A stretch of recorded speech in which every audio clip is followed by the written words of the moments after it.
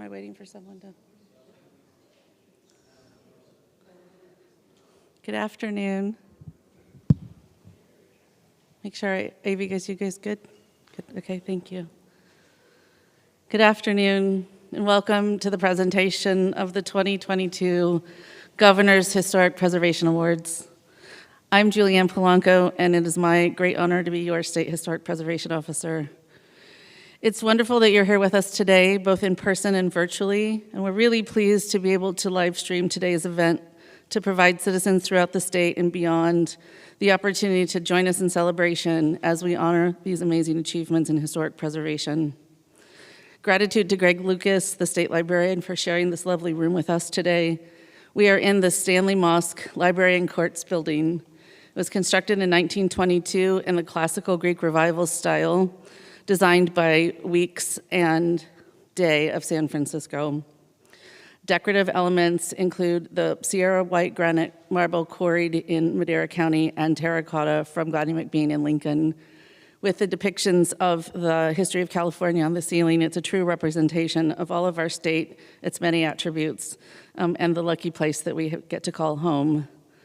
The ceiling paintings reflect people and events from California history, including the only known seal of the state of California in which the golden bear is eating grapes.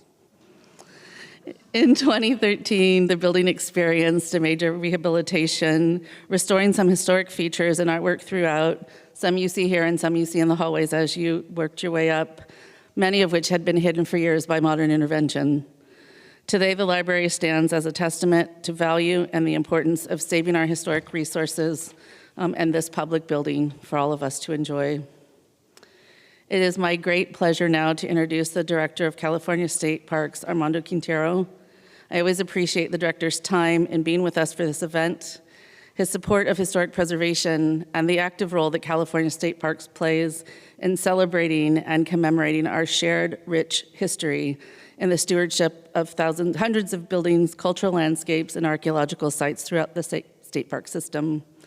Armando, the floor is yours.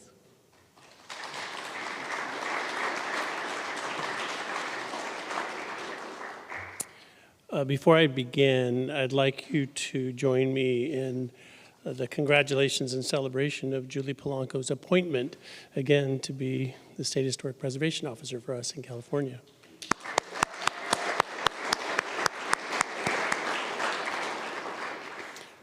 It really is a pleasure to be here with all of you today, and I'm especially pleased to be here today to recognize the folks who are getting awards for their collaborative efforts by groups, organizations, individuals, and communities.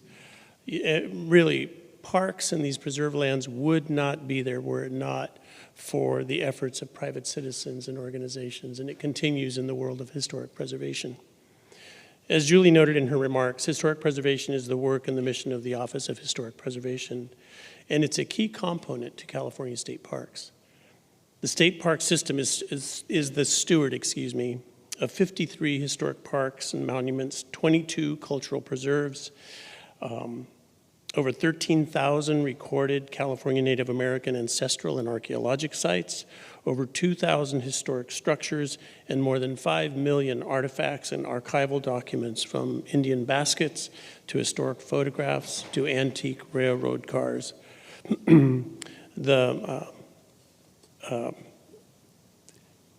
The archives, which are a McClellan, is really something to see. If any of you ever saw, what's his name, the Indiana Jones, and there's a scene in there where they go into an archive and they flip on a light, and the light pops up for a few rows down, but then it goes off into darkness. That is McClellan. It is really stunning, and I've had the pleasure of being there when we've had tribal leaders arrive who, for the first time, are seeing the materials and the basketry of their ancestors. And I have witnessed extraordinary emotional moments at McClellan. And that's what you do. You preserve that, and it's just so critical. In state parks, we have many initiatives that we're putting in place in order to steward historic and cultural heritage for communities today. And this includes advancing preservation in light of the climate change impacts that we are all witnessing daily. And in fact, with the inundation of the recent series of atmospheric storms, almost daily there continue to be events of things like mudslides. I was talking to the superintendent of Big Basin State Park. I asked how he was doing, and he said, pretty good. I said, are things calming down at all, or are you starting to see slumping? And he started telling me about roads and massive trees that are still being weakened by the effects of these storms and deluge. So what we're doing at state parks is we're building capacity to better address fire threats and emergency response and recovery efforts, and I will include in that our efforts around flood threats. Right now, the Tulare Basin in the South San Joaquin Valley is poised to be really an historic set of floods in that area, so keep your eyes on that. There are a number of rivers upstream in Sequoia National Forest and Sequoia National Park, and there's a lot of ag down there, and there's a lot of infrastructure to move water, and there's a lot of people working down there right now to protect communities and farms and basically culture. State Parks has established and continues to expand its emergency collections packing supply caches in a dozen park locations distributed throughout the state park system. During the catastrophic fires of 20 and 21, I was aware of and even heard the exchanges of teams of folks from the collections team, from park rangers and staff out in the field, going to historic buildings that were threatened by fire, and it was really heroic watching them move material into designed crates to in a protected fashion, move those materials to McClellan. And I I got to hear some phone calls that were pretty funny where, there was the chief ranger was driving a moving van full of antiques down Highway 5, and, it's like, didn't think I was going to be doing this. But I have to say that these teams exercise extraordinary efforts in protecting the heritage of California. It's really something. The fire and survey damage assessments resulted in updated documentation of the status of previously listed historic properties, like those of the Santa Cruz Complex fire at Big Basin Redwood State Park. New properties are also identified in the surveys of fire-affected areas where increased visibility has exposed unknown resources. By increased visibility, it means that the surface is burned away and you can now see ancient paths running through a landscape that was really, there's a famous geologist who called Northern California green hell because he could never get down to the rocks. But the fires have exposed cultural sites, mining, evidence of mining, and most importantly, many indigenous archaeologic sites. And so I mentioned a number relative to the number of indigenous archaeologic sites in California. That is a number that's growing as we understand more about the landscape. The Office of Historic Preservation continues its collaboration with UC San Diego, the Department of Anthropology, and the Scripps Institute to create a climate vulnerability site framework which engages tribes and communities to integrate the cultural heritage and stories in with these climate action solutions. That's also something that is really quite emotional to witness and to be a part of. State Parks has begun something called Re-Examining Our Past. And one of the things that we've done is we're looking at place name changes. I have a special assistant in the director's office. His name is Jason McCannell. He's a historian, and he's the former speechwriter for the most recent Governor Jerry Brown.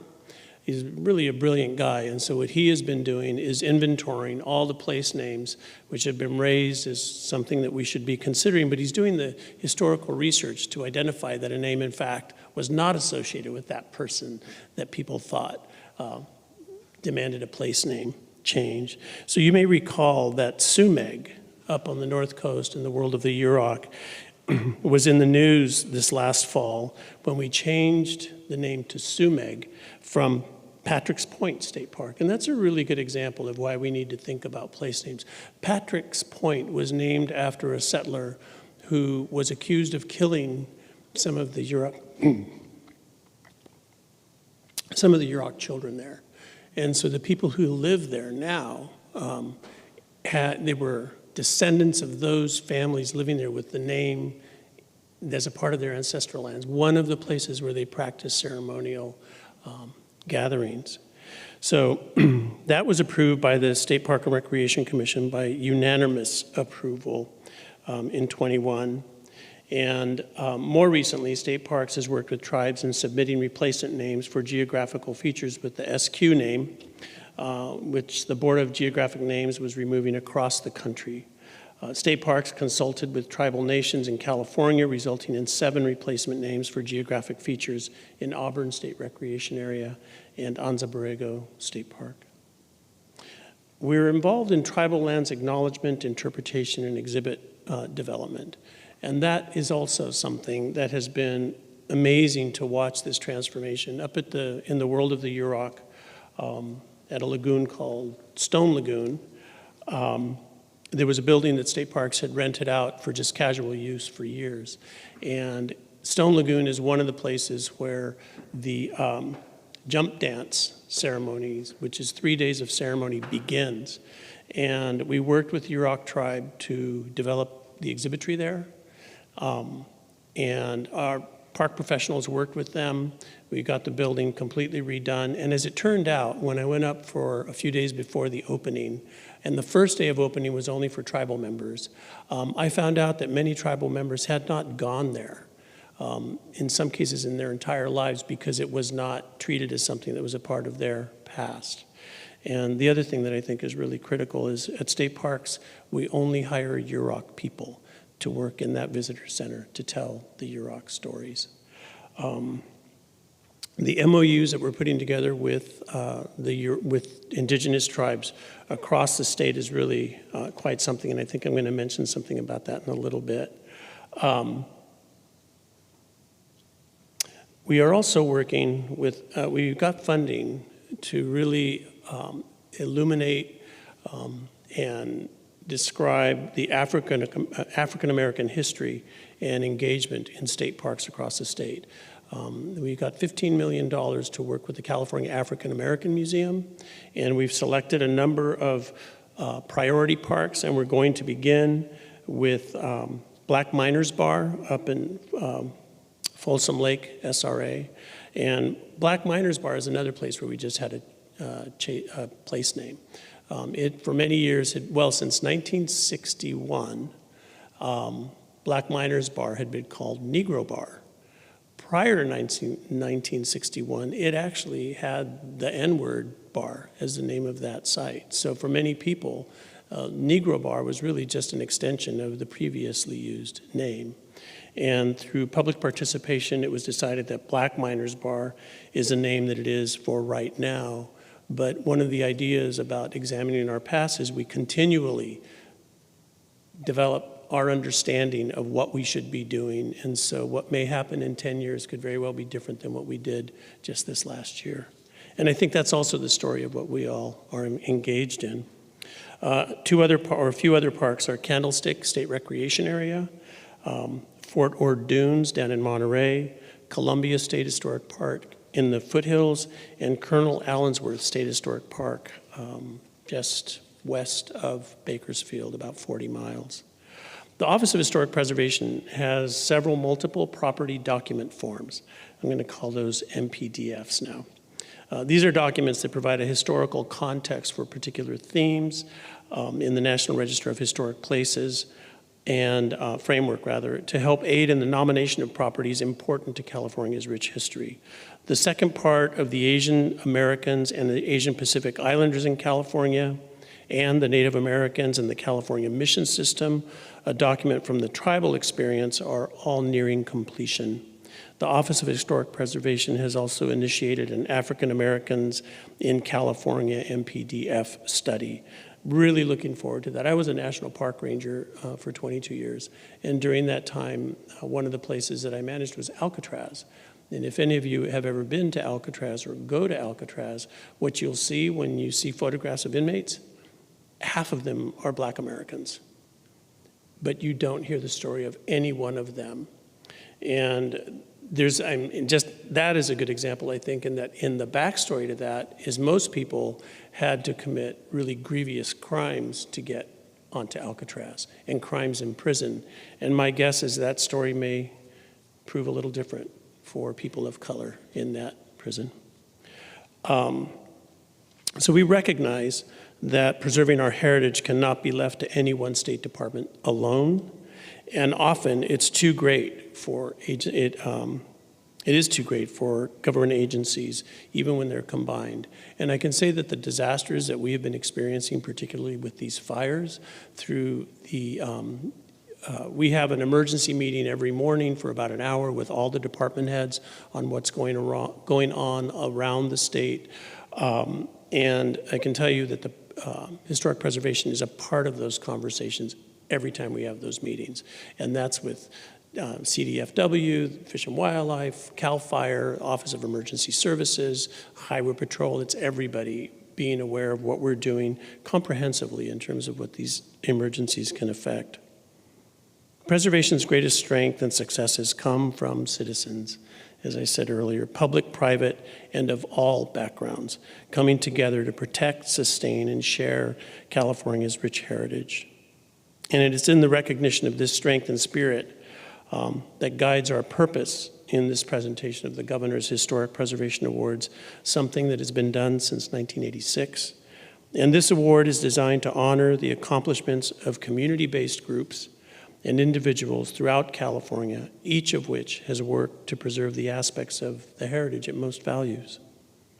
In the 50-plus years that the National Historic Preservation Act has been in place, we've seen the understanding and mission of preservation broaden to encompass not only the conventional built environment, but also to embrace new methods and approaches that help to connect people to places, landscapes, and stories that make up our collective California heritage. The broader vision of historic preservation is reflected in all of today's awards recipients. And I want to just say another sort of addendum here. State Parks is actively engaged in creating memorandums of understanding with tribes across California. And one of the things that is doing is creating unfettered access to their ceremonial sites that are now in state parks.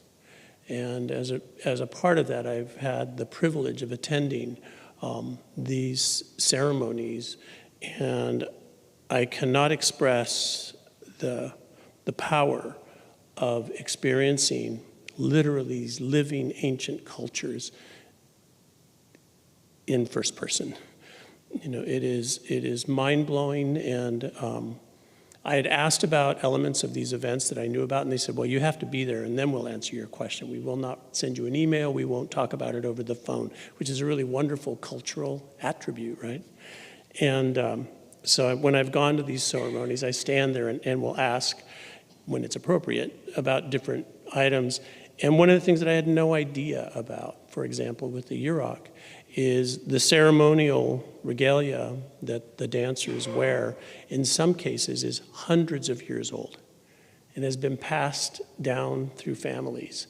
And so you're seeing objects that are centuries old. And to see that coming to life along with the expression of culture is something that I'm absolutely thrilled about, both for the privacy of those cultures, but for the awareness of us.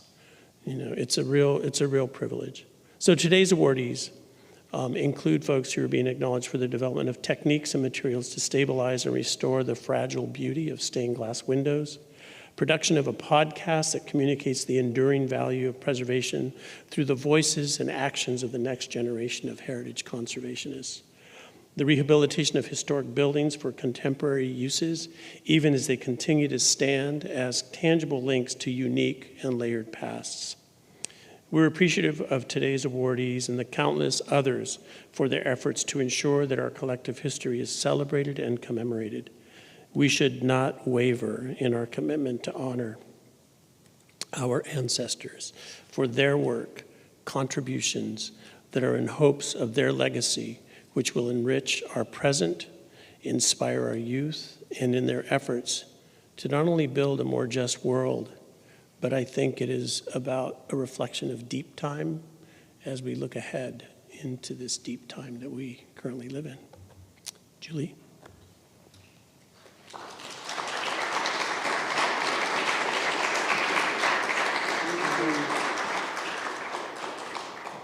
And you can see why we are so pleased that Armando is our director and our leader and our inspiration. Thank you for that beautiful talk. Ms. Catherine Toy, Deputy Secretary for Access for the California Natural Resources Agency, could not be with us today.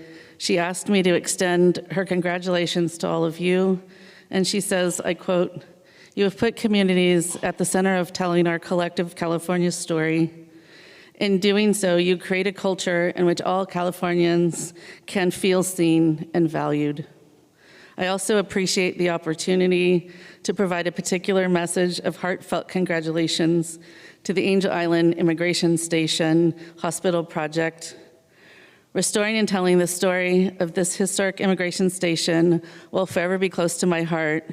Your work helps to turn a history of exclusion into a future of inclusion. Congratulations to the Angel Island Immigration Station Foundation, Angel Island State Park, and Garavalia Architecture," end quote. I'd also like to extend a sincere thanks to the independent jury who helped us review and select the nominations to present to the governor for final confirmation. They are Janet Hansen, historian with the California Historical Resources Commission, Rich Sucre, Deputy Director, Current Planning Division with the City of San Francisco, and Jack DeBoo, a now graduated, congratulations, student from the Scripps Institution of Oceanography at UC San Diego, and Jack is with us today. Jack, can you give us all a wave?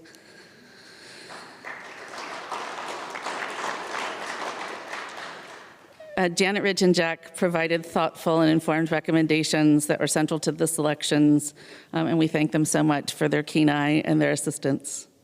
I'd also like to recognize our wonderful partners who support the frames and the refreshments that we'll have today. We are nowhere without our collective partnerships with the California Preservation Foundation, Save Our Heritage Organization of San Diego, and the Los Angeles Conservancy. The Office of Historic Preservation has overseen these awards now for 36 years. Since its inception, they are distinguished from other preservation award programs in two important ways.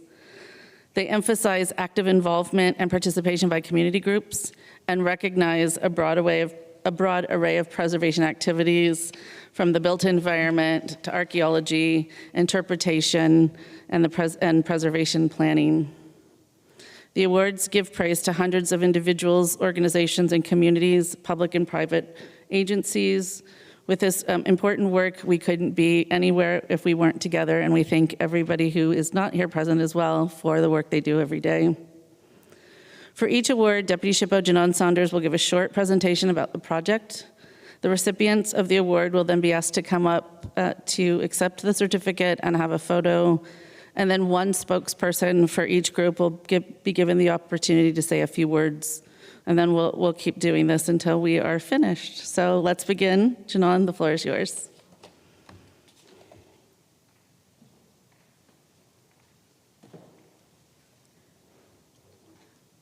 I often say I get the fun stuff for these award ceremonies because I get to talk about your projects. So let me start out by saying, earlier this year, it was reported that for the first time ever, architectural firms build more for restoration and reuse projects than for new construction, which is interesting. And this year's Governor's Historic Preservation Award recipients bear that out, as all but one are rehabilitations of valued historic resources, including, oh, my clicker's not working, including our first award recipient, the Angel Island Immigration Station Hospital.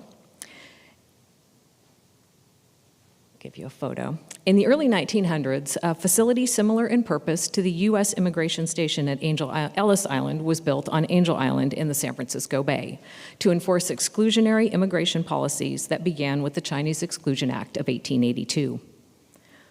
More than 1 million people from 80 different countries, including China, Japan, Russia, India, Germany, Korea, and Mexico, were processed at the Angel Island facility during the period it was open from 1910 to 1940.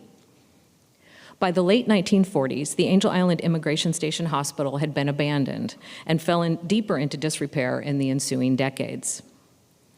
The community-centered and instigated effort to rehabilitate the former hospital building was co-led by the nonprofit Angel Island Immigration Station Foundation and Angel Island State Park. The board and staff of the foundation have included descendants of immigrants who had been detained on Angel Island. Over the past 40 years, the foundation has helped to raise millions of dollars in public and private funding to support restoration and rehabilitation of the site's buildings, as well as develop educational programming.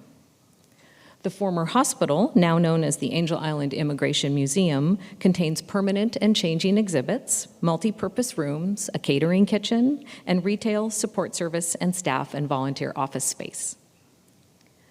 This project brought together the well-executed rehabilitation of a historic resource with strong community support and fundraising to preserve and tell the full story of the Angel Island Immigration Station. It is our pleasure to present the Angel Island Immigration Station Hospital with a 2022 Governor's Historic Preservation Award.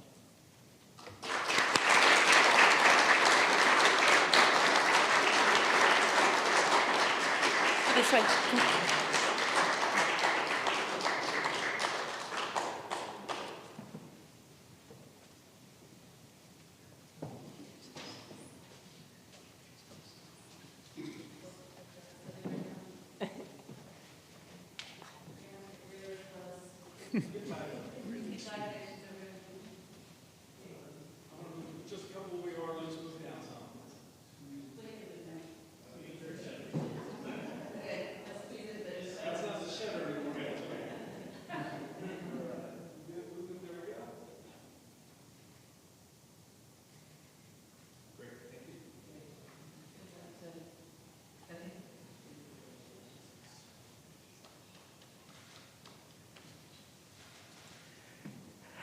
Good afternoon, everyone. My name is Edward Tephorn. I have the honor and privilege of serving as the Executive Director for the Angel Island Immigration Station Foundation, California State Parks' primary nonprofit partner, working to help preserve the buildings at the Angel Island Immigration Station, as well as to uplift its important histories and stories. For those of you who may not be familiar with Angel Island's Immigration Station, as previously mentioned, it is sometimes referred to as the Ellis Island of the West. But whereas Ellis Island is sometimes a lovely, beautiful reminder of how our country has welcomed immigrants, particularly from Europe to the US, Angel Island serves as a different type of reminder of how, in particular, Asian and Pacific Islander immigrants were treated with injustice and indignity. For Asian and Pacific Islander immigrants who spent time at Angel Island in their attempt to enter the country, they experienced longer periods of detention, more invasive medical exams where they had stripped completely naked and provide blood and stool samples, as well as more intensive interrogations where, for Chinese immigrants in particular, they would be forced to respond to hundreds upon hundreds of questions as they sought to prove that they were worthy, that they were legal to enter the US. What these stories and histories of Angel Island remind us of is that we as a nation and a state of California have a complicated past, and we can't forget that past if we want to change the future. We are so thrilled on behalf of Garavaglia Architecture, California State Parks, and the hundreds of former board, staff, and donors who helped contribute the $15 million it took to preserve and to reimagine this former immigration station.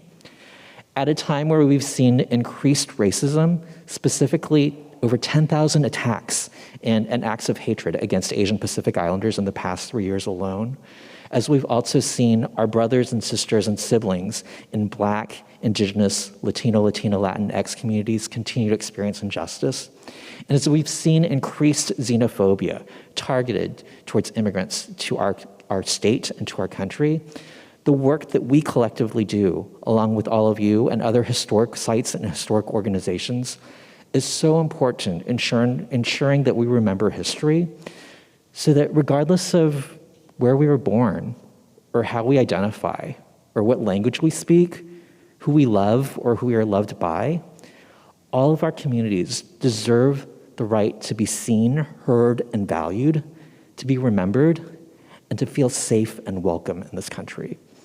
So thank you again to the Office of Historic Preservation for this award, and we look forward to the continued work to ensure that these histories, both the good and the bad, are remembered. Thank you.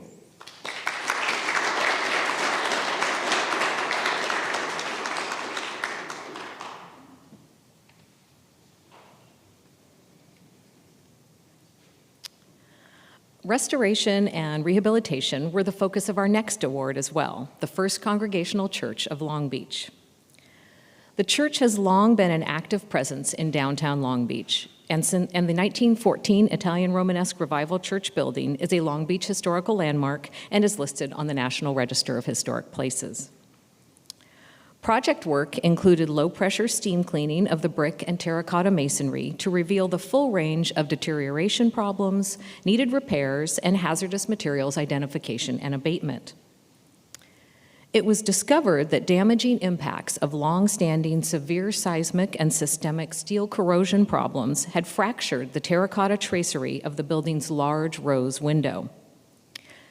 Few terracotta rose windows have ever been dismantled, repaired, and restored due to the complexity and fragility of their multi-layered tracery system. The project design team devised a circular structural armature of seismically robust stainless steel for the rose window to emulate the original anchoring system behind the terracotta and firmly attach it to the surrounding brickwork. The cleaned and repaired stained glass was reinstated and the extant mahogany fascia repaired, as well as the decorative plaster frieze. The project had strong community support, with Long Beach Heritage holding open day events for the public to see and learn about the project, and the church sponsoring educational and fundraising events as well to support the preservation effort. The rehabilitation project has ensured the First Congregational Church of Long Beach remains an active and valued landmark in the community for decades to come. We are pleased to award this well-executed project with a 2022 Governor's Historic Preservation Award.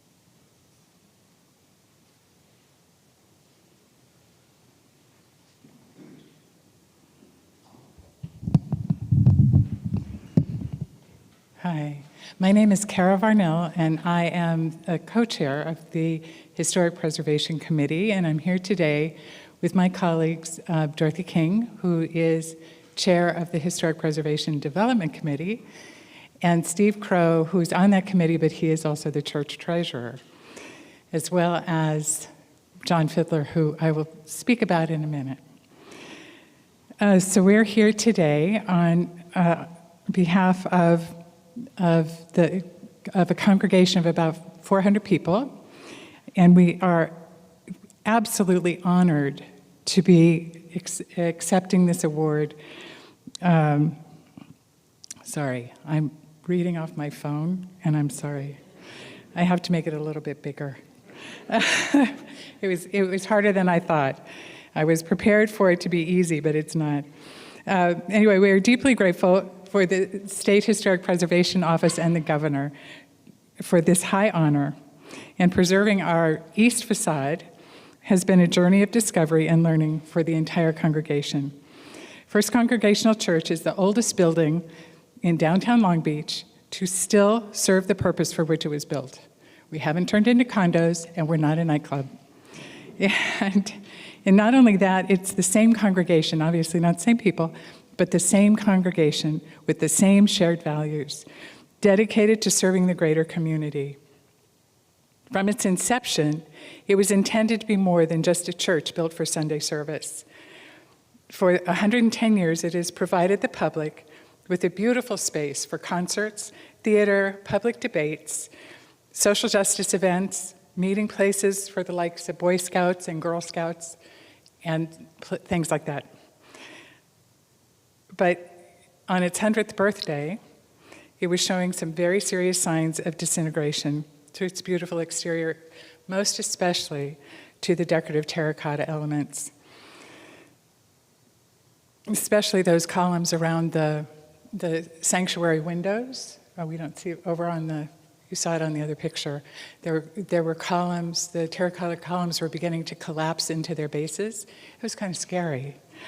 And we knew that we had to do something soon, but we didn't really know what. I am by profession an art conservator, but I specialize in textiles, not brick and mortar. So we weren't exactly sure where to start. But you have to start. And so actually it started with a pinky swear. There was a 17-year-old mentee I had, young woman who was part of our church, who wanted to be a conservator. And so one summer, we were working together. I was her mentor, and we were working together taking years of duct tape residue off of the brass rail. And we talked about the building and how much we loved the building. And then we made a pinky swear that we were going to save the building. We didn't know how, but we were going to save the building. And that was the beginning of us stumbling around, because I didn't know where to start. I can start with an art project, and I do look at it like a giant piece of art, but I didn't know where to start. So we got bids we connected with some local contractors, and we got bids, and then we did an incredible capital campaign within our very small church community and raised what we thought would be sufficient funds. But we didn't actually have a concise plan to move forward. We didn't really know what we were doing. It wasn't until Allison King, that sweet mentee, who by this point was preparing for graduate school, that she connected with somebody who connected her to somebody who connected us with John Fiedler, who is, I like to say, our preservation guru. Without John, we would still be stumbling. And actually, without John, our building would still be crumbling, but it's not. John patiently worked with us to devise a plan, suggesting we start with the east facade. We were short of funds. Once that was approved, he brought in Gambolini Courtney Masonry Restoration Company out of Emeryville, and they functioned as the general contractors. Rosa Lowinger and her team at RLA Conservation are architectural conservators. Caitlin Driscoll and Bob McKnight from Driscoll Studios were the architects, and then our friends Eric Stovner from Critical Structures. They're a structural engineering company in Long Beach, and we'd worked with them in the past. So they were brought in, and then Mike Oates from J. Michael Designs. There are our stained glass conservators, so they were also involved in the project. And then finally, the incredible people at Darwin Terracotta Limited out of England, who did an amazing job matching the color of our terracotta. I never imagined how challenging that was going to be, but they did it, and it's beautiful. So we worked with these amazing people, and then there was one person in the church who kind of worked with that incredible team of experts, and that was Sam Johnson, and he's a longtime member of the church. So we had this team, we did it, and the results are incredible. And our downtown, as it is renovated and renewed with sparkly glass and steel structures, our beautiful brick and terracotta building stands happily and proudly on the corner of 3rd and Cedar, and it will continue to be the link between Long Beach's past, its present, and its future. It's really beautiful. I welcome you all to come. So from all of us at First Church, we'd just like to thank all the people who reviewed our proposals and chose us for this incredible honor.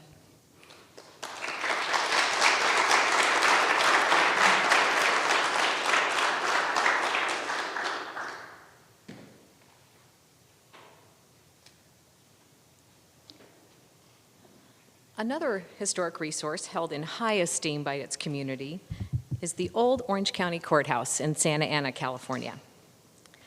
Completed in 1901, the courthouse is the oldest government-built building still in use in Orange County and was home to the county's Superior Court until 1968.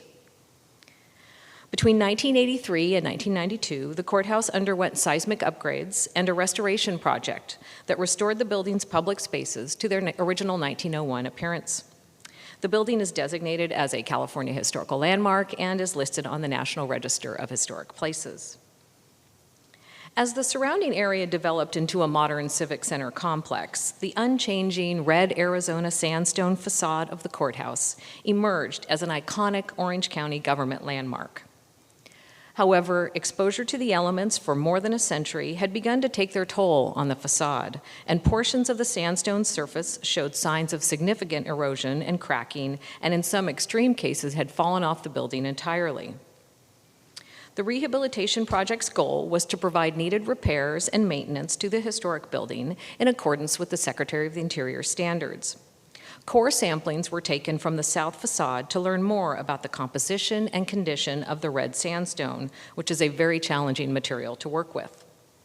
Repair efforts included securing and patching the sandstone facade and stone window ledges, repairing, resealing, and repainting all the wood windows on 3 floors, and replacing copper roofing and drains at the decorative stone balcony.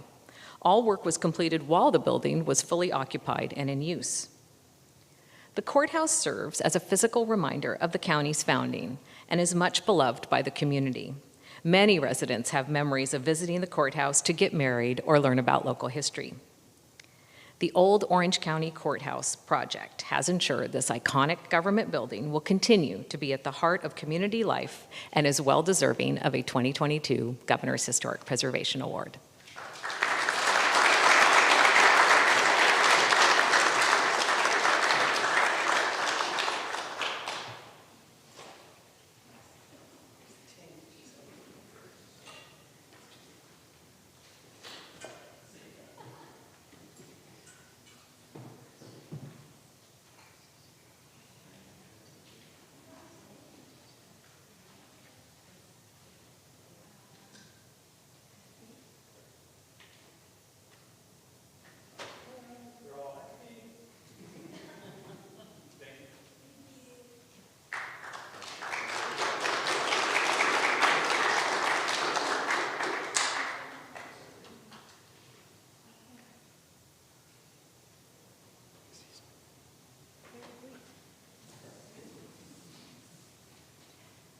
Good afternoon, ladies and gentlemen. I'm the project manager for this historic courthouse restoration project.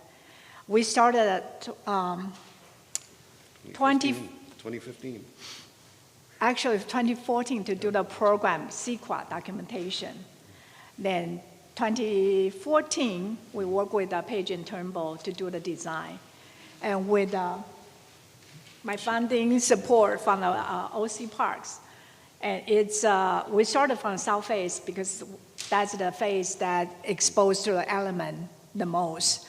So we figured out if we learn how to do it right, the rest of the 3 sites will be wonderful done. And that's what we did. We finished 2019, so this is from the beginning to the end. It's a 6 years program. And during COVID-19, so we pushed it through. Everybody loved this project, full-hearted supported, want to get it done. So this is not just the hardware restoration, but also is a software with a team of the funding, CEQA, design, public bidding, then construction, then eventually turn it back to the parks facility for them to use it and maintain it. It's an active use courthouse. People come here to get married and take pictures. So I have my funding representative from Park, Karen, and I'm going to have John, our technical architect, preservation architect, speak a couple of words. Sure. Take a word. So Wally already mentioned, I think 2 themes of this project are teamwork. It always takes a team to execute these projects. And the other is resilience. So I don't know if you noticed the 1901 picture, but there is a lovely cupola at the top of this building that came down in the Long Beach earthquake in 1933, which our previous award winner, I'm sure is well aware of. And there was a series of seismic retrofits that were done in the 1990s to strengthen this building. And I actually look at these our project dealing with the facade as an extension of that, carrying through on making sure that the stone was safe and performing well. And then we also noticed a handful of interesting details that arose out of that, and we worked hard to correct them. And hopefully, continuing on in this courthouse, which is really beloved by the community. So we're very honored to receive this award. It's a great group of awardees, and thank you.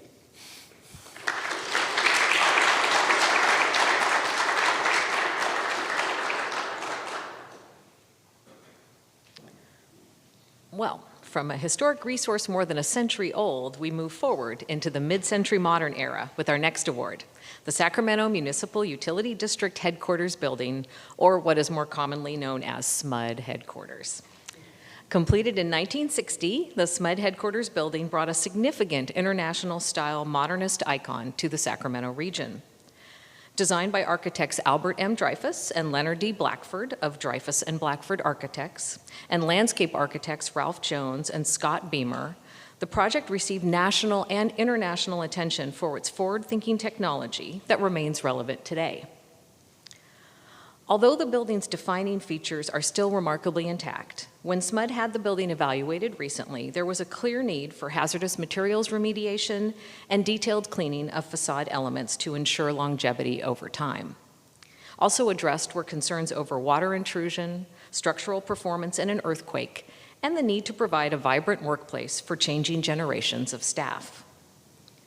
Through a collaborative effort and innovative approaches, carefully considered enhancements were chosen to provide value without compromising original design concepts or overall historic integrity. All work was reviewed by several entities to ensure compliance with the Secretary of the Interior standards. The approach to site improvements emphasized protection of overall landscape patterns as well as the stylistic character of the property. A 3,650 square foot glass mosaic by world-renowned artist Wayne Thiebaud encircles the first level of the south wing. It is the only mural created by Thiebaud and is considered irreplaceable and priceless. The beloved artwork was successfully protected throughout construction and carefully restored as part of the restoration project. For the impressive scope of work that ensured a signature modern resource and its artwork will continue to be a source of community pride and accessible to the public, we are honored to present the Sacramento Municipal Utility District Headquarters project with a 2022 Governor's Historic Preservation Award.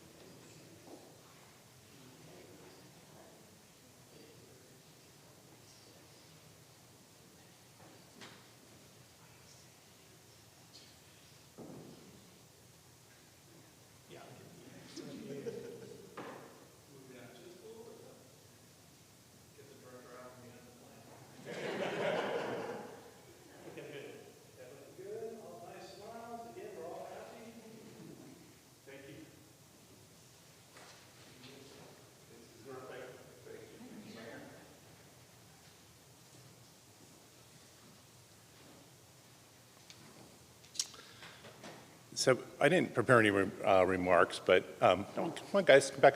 Come back.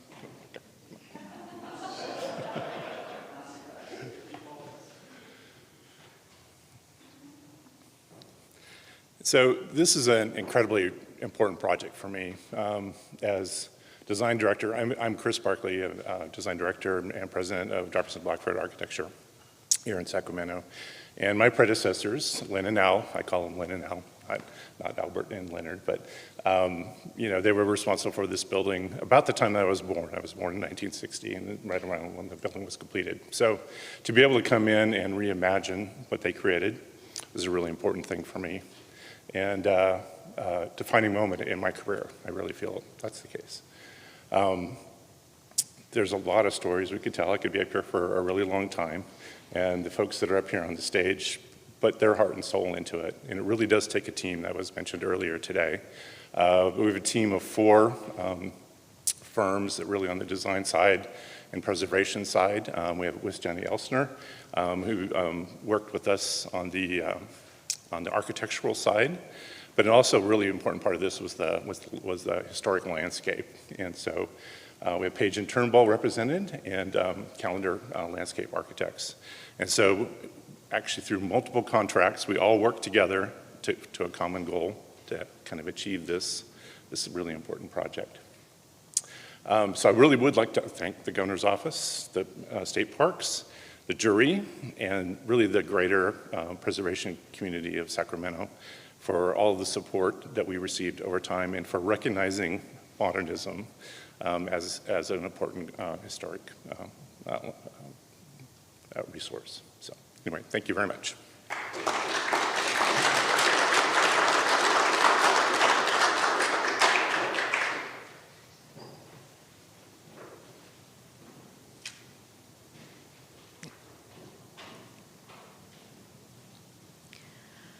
All right.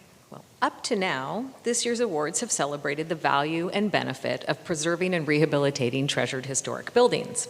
With our final awardee, Save As Next Gen Heritage Conservation, we take a look forward at one of the innovative approaches, in this case the podcast format, that historic preservation may use to advance its mission and work as we move further into the 21st century.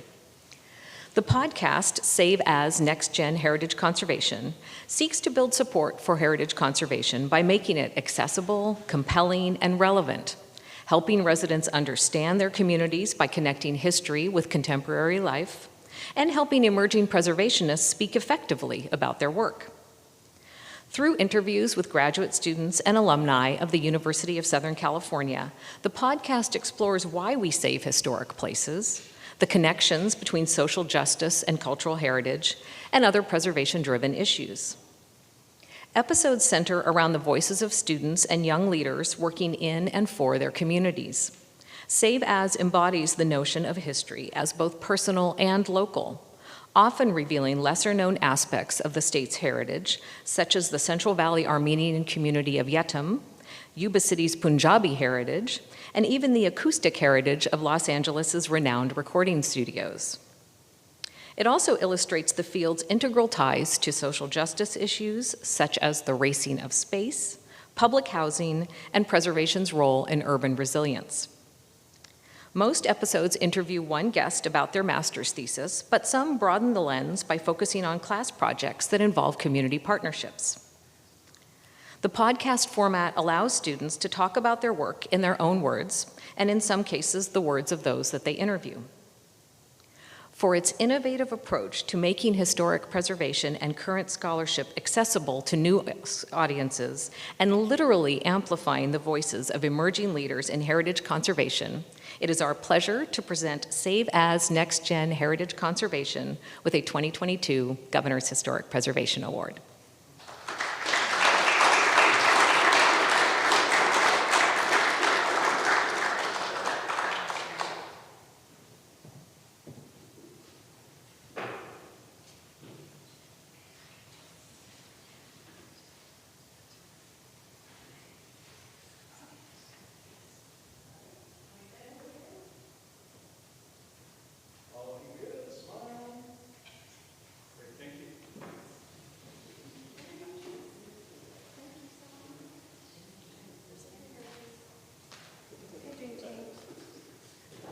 Thank you so much. Thank you to the governor. Thank you to the State Office for Historic Preservation. Congratulations, Julie. Thank you to Jinan for your beautiful words. Thank you to Diane for your great communication during the year, and for all of your help. Having been a staffer of an award show, I get it, and I appreciate it. Thank you to State Parks for your amazing work, amazing. Thank you to the jury. And thank you to these ladies who really got it started. Willa Seidenberg teaches podcasting at Annenberg at USC, and she is a heritage conservation master's student as well. She came into the program. She's like, Trudy, this is Trudy. Oh, I'm Cindy, by the way, Cindy Olnick. Willa Seidenberg, Trudy Sandmeyer. Willa's like, Trudy, you know, there's nothing really going on in LA about preservation podcasts. We should do one. And Trudy said, oh, all right. And I don't know how I got involved, but I'm sure glad I did. And we've had a lot of fun. It is a total labor of love. It's a family affair. It has a budget of $0. We get by with family and friends, including Willa's husband, Bill, who took the Manzanar photos, my husband, Tom, who is behind the scenes stealth and watching on the live stream, which is breaking the internet, by the way. Hey, Shiv. And all of the volunteer photographers and interns and PR classes at USC that gave us advice, and just people who just show up and help because they love the show. There would be no podcast without the students, alumni, instructors, community members, whose stories we get to share. We look forward to the day where the field of preservation looks very different, but we're here now, and we're able to share the mic now, so that's what we're doing. I'm basically just parroting Trudy, but she talks about how USC students are, these days, heritage conservation students are less interested in saving ye olde building. Thank God there are people doing that.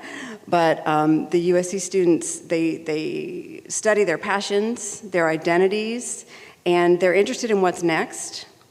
They're interested in how heritage conservation can be more of a community-based effort and really strengthen their communities and work for social justice.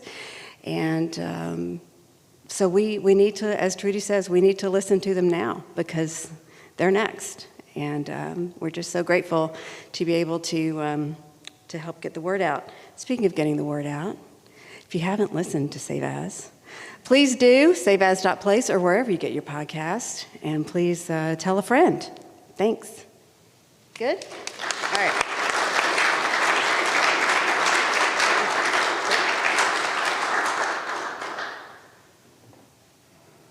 So exciting. I love it. I always say when I'm the youngest person in the world, in the room, something's wrong. And so I'm really excited about the young people who are showing us how to do things differently in ways that are more connected and more meaningful to them. We cannot conclude the day without recognizing the contributions of our staff, a true teamwork effort throughout the year in service to this program. Please join me in thanking Diane Barkley. Diane, could you please stand up?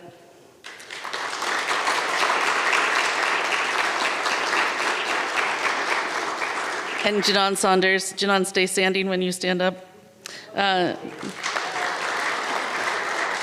Janon has had a long and successful tenure at California State Parks, and we're so lucky she finished off her time with us at OHP.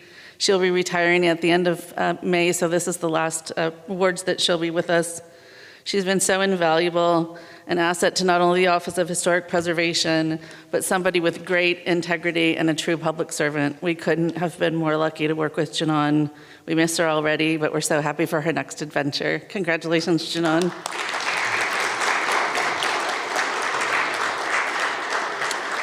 And a final congratulations to all of you. Your hard work is multiplied by the minutes that you were with us today to share your stories and inspire all of us to continue to do this work together. This concludes our program. Please feel free to stay, mingle, and enjoy the lovely refreshments. And we'll see you next year. Thank you.